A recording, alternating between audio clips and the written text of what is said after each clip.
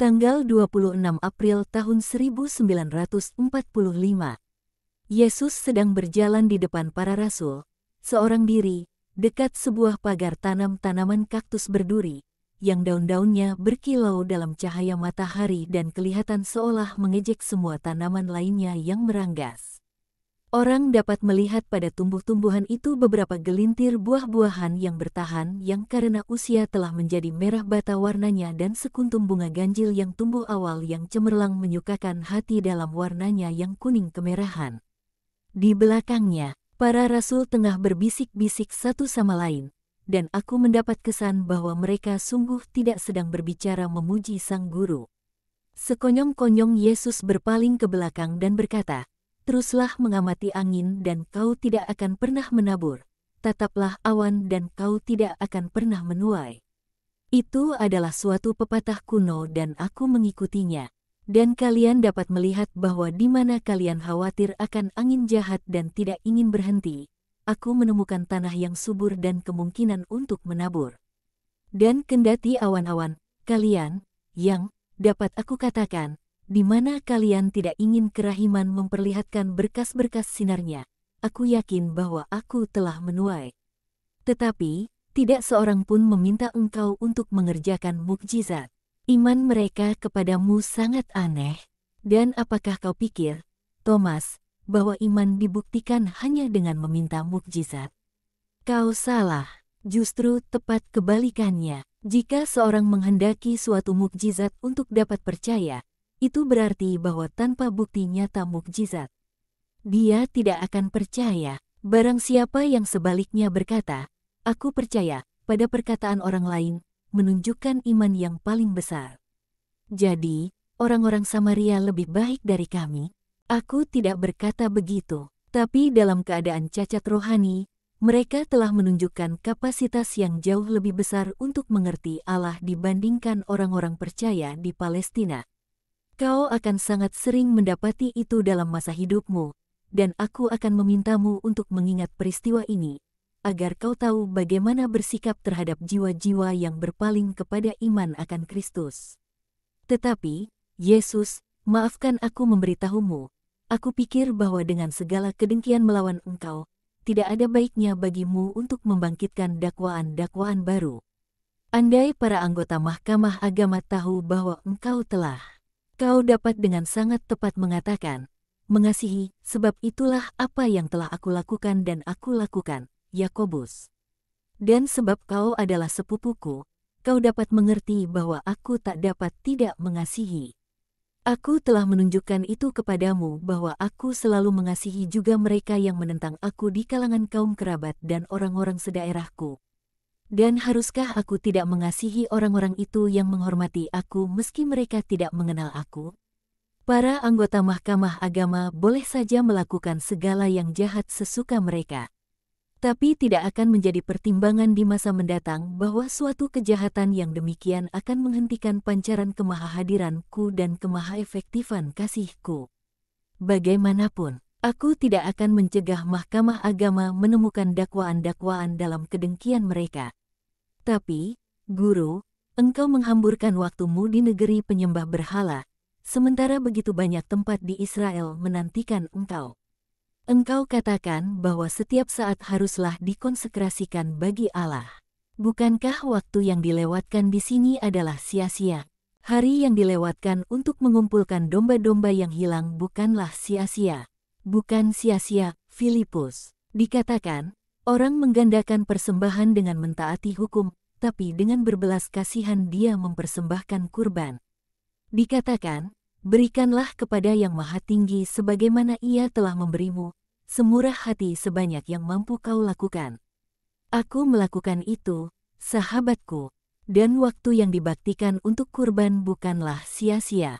Aku menunjukkan kemurahan hati dan aku mempergunakan sarana-sarana yang aku terima dengan mempersembahkan karyaku kepada Allah.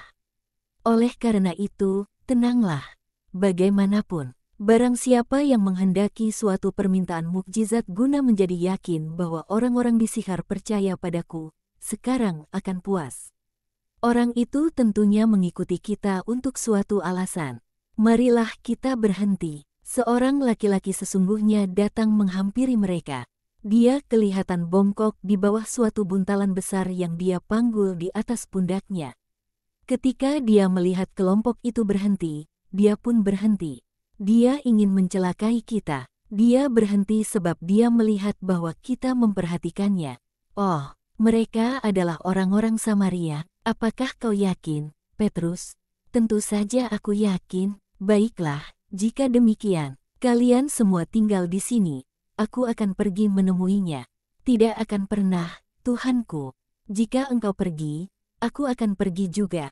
Jadi, ayolah. Yesus berjalan menghampiri laki-laki itu. Petrus berjalan di sampingnya, penuh rasa ingin tahu sekaligus tidak bersahabat.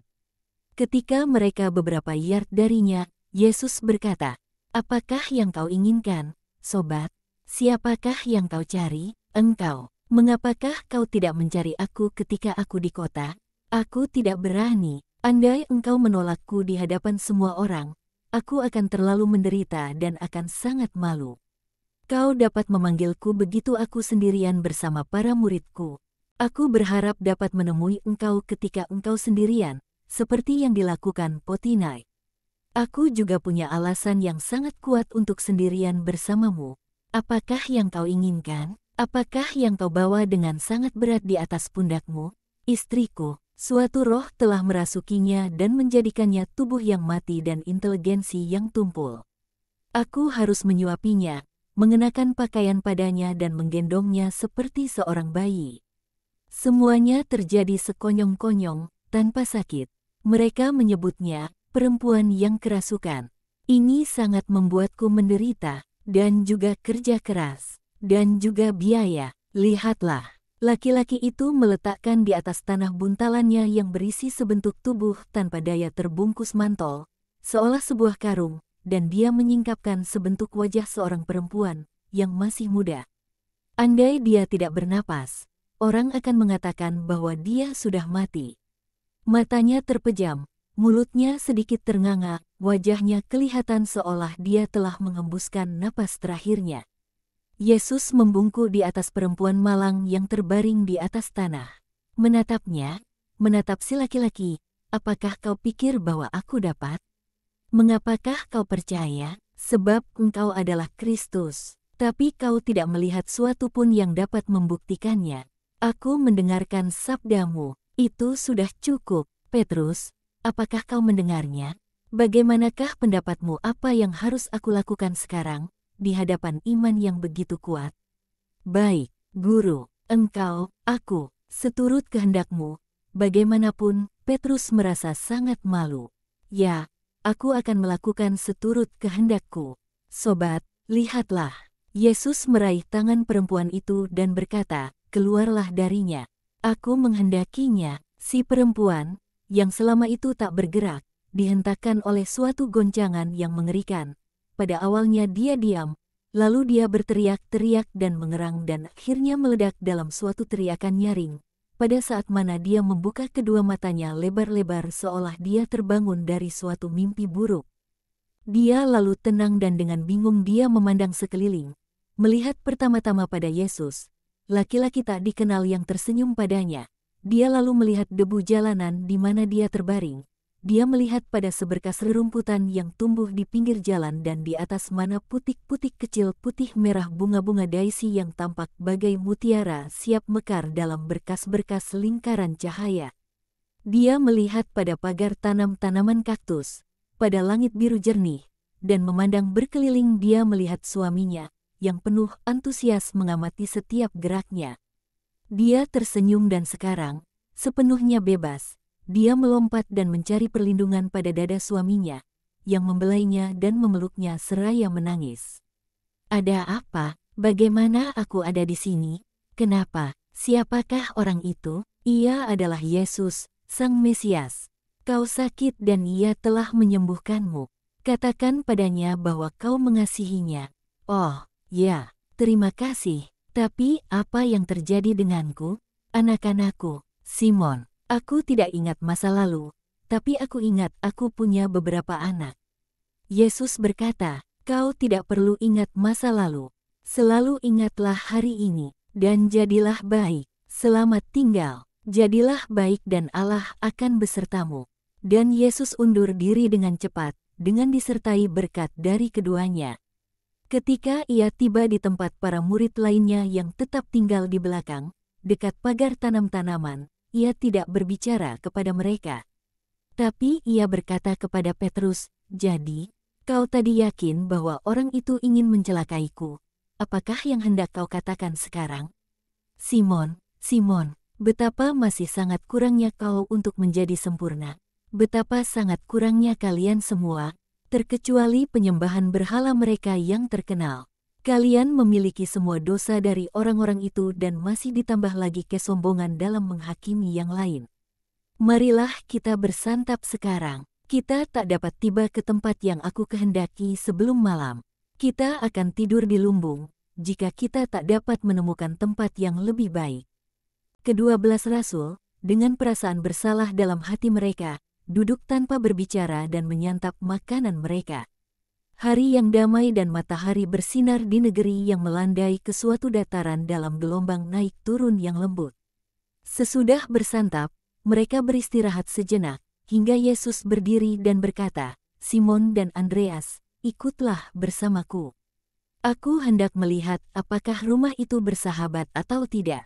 Dan ia pun pergi sementara yang lainnya tinggal dan diam, hingga Yakobus Alfeus berkata kepada Yudas Iskariot, "Bukankah perempuan yang sedang datang kemari itu si perempuan Siha?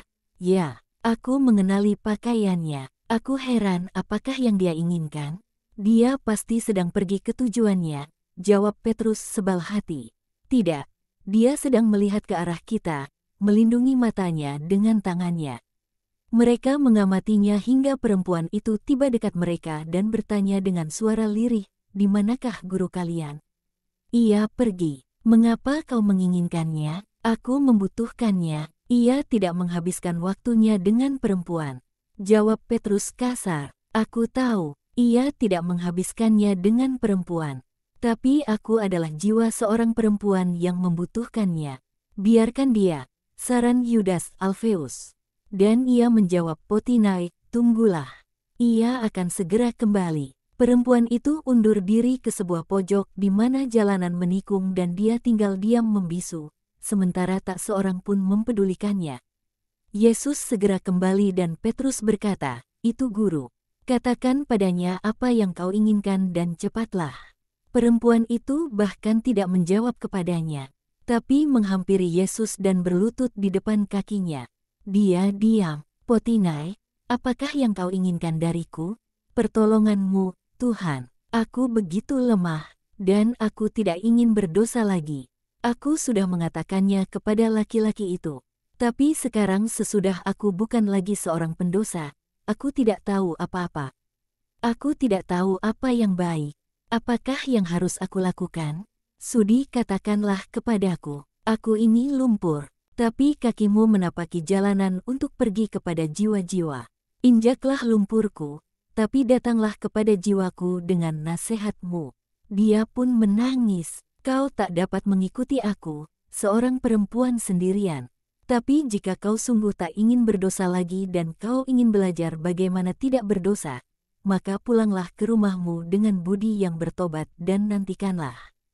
Harinya akan datang, ketika di antara lebih banyak lagi perempuan yang juga telah ditebus, kau akan dapat dekat dengan penebusmu dan belajar pengetahuan akan kebajikan.